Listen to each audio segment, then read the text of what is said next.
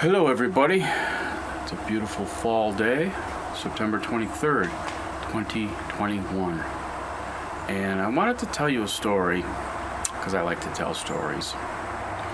This story is true, only the names have been redacted. Actually, they haven't. It involves me and a good friend of mine named Andrew Gromiller. You might have heard of him. He's pretty well known for being a good singer, and we were musicians together in high school. We played music together. We had a great fucking time. Anyway, this is one of those misadventures. More of a misadventure for me than it was for him, because he had a good time and went off and went home and whatnot. So it was September 23rd, and I believe the year was 1986. I'm going to say it was 1986. Which would have been my buddy's, I believe, 16th birthday. Andrew, sweet 16. So what do you do on a 16th birthday? You take your buddy out and you go to a Neil Young concert, right? And you look for hallucinogens, because that's what you do, I guess. I don't know. It was a long time ago. So anyway, I believe the concert was in New Haven Coliseum, I want to say, or Hartford Civic Center. I'm thinking more of New Haven Coliseum. I don't remember. And you'll know why after I tell you this. So we got to the concert. We're in the parking garage, because that's where you start looking for drugs, in the parking garage. And we found a guy, and he said, bags of mushrooms. You know, like, oh, mushrooms, cool. Fungus, yeah. We'll take two. So we ate the whole bag. I ate my bag and he ate. I think we had one bag. Maybe we had two bags. I don't remember. We were tripping. So we ate the mushrooms, right? And you gotta give it some time, you know. People are very, especially with edibles now and marijuana, they're very impatient. You know, it's like, I'm not feeling anything. I'm gonna take another one. Well, don't do that. And that's what we learned our lesson.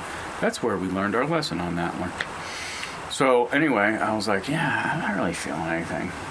So we met another guy. Guy's like, I got 4-way hits acid, window pane acid they call it. It was like one hit of acid was worth 4 hits of acid.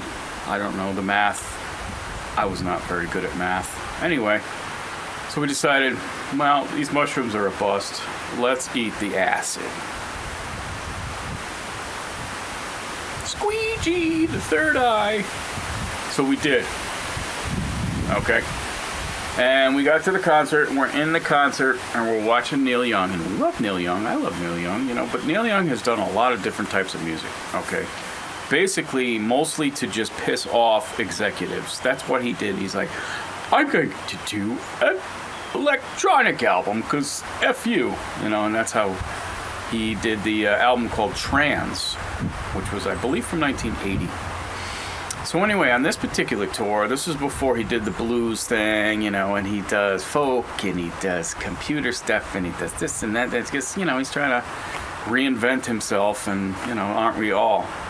But anyway, so he's doing his trans thing, and that trans is like some analog synthesizer robot crap that at the time didn't appreciate it because I was tripping. And maybe now I'd be like, oh, this is kind of interesting. I like the use of the analog synth. You know, that's very, very telling and very... But at the time, I was like, no. I want to hear mellow folk music. I am tripping so hard. So, we got through the concert. I got a ride home from another person who I'm not going to mention his name. And we were driving in his, he had a 1967 Mustang, a really nice freaking car. And we grew up with a lot of rich people, so they had fun toys. So anyway, he dropped me off at my house. And at the time I was like, really tripping. So I get home, and there is a bong, a graphics bong, the classic graphics bong, on the counter, broken into with a Post-it note on top. The Post-it note said, "Chris, what the hell is this?" Apparently, my car was a 1981 Chevy Citation, they should have been writing citations for that car. Anyway, my father borrowed my car, and I happened to have a bong in the car under the seat. I'm not going to say whose bong it was. But anyway, so the bong, he stopped short, the bong rolled out from the seat, and he was like, "What the hell is this?" You know?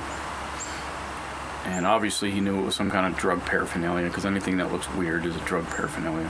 And he had smoked pot before, so what is he talking about? He's like, "What's pot?" You know, "Dad, you smoke pot." I smoked pot with him once. Anyway, or twice. So he's in the other room, and, you know, he's had his cups, you know, because he liked his cocktails. You know, my dad liked his cocktails. You know, I do too sometimes. Not all the time, but most of the time. Anywho, I hear from the other room, "Chris!" And I'm in the kitchen with the fluorescent lights, with the track lighting, and I'm like, "Hello? Yes?" He comes out, and he is so angry at me, like, "What the hell is this? That's a marijuana thing. What are you doing with this?" Meanwhile, it's like a 4-way hit of acid plus a bag of mushrooms, you know, and so I'm like, in a dream state, literally.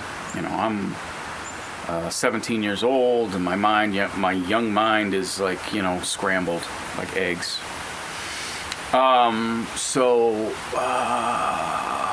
We sit down, and he starts grilling me about what this is and where did you get it and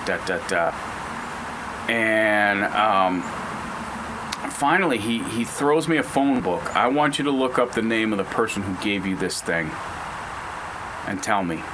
So he throws me a phone book, you know, and I'm tripping, you know, and I'm looking through the phone book, and I'm like, is this a Chinese phone book? I don't know what the hell this is. I could not make heads or tails out of it. Finally, I just came up with a name. First name that came to my head, and I'll use his name because he was innocent of everything. Paul Greiser. Paul Greiser gave me that bong. Okay, well, look up his name then. And Paul Greiser didn't give me the bong. Paul Greiser's family owned the Greiser's Market there, store, and the post office, and I just came up with that name. It was like, Paul Greiser gave it to me. He didn't. Okay.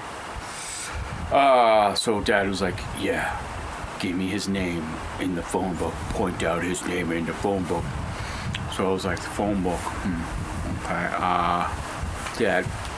Dad, I gotta tell you something. Dad, I'm tripping."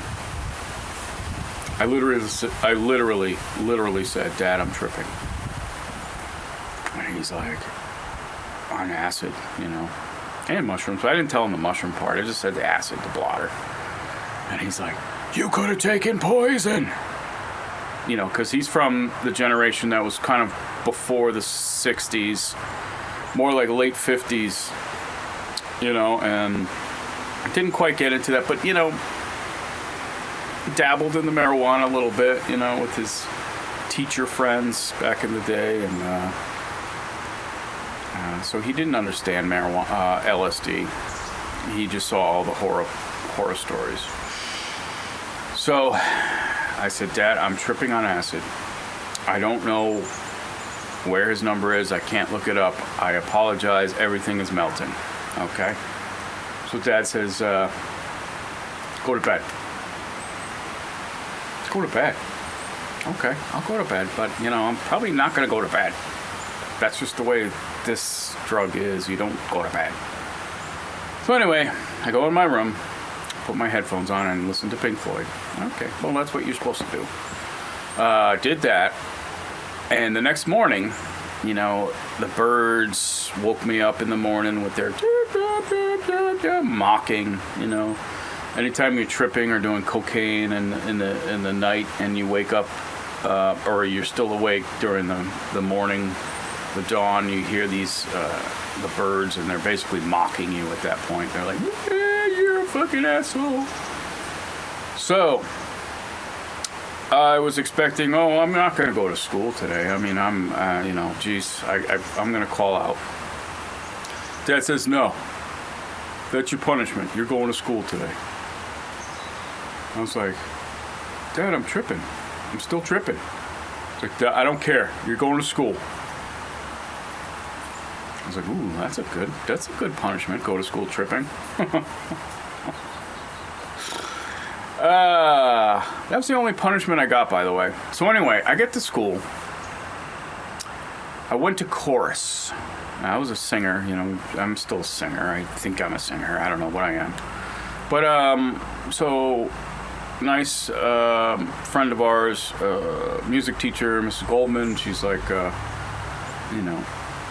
I'm in chorus, and I'm like, oh, and all, it's like that high school chorus with the girls with,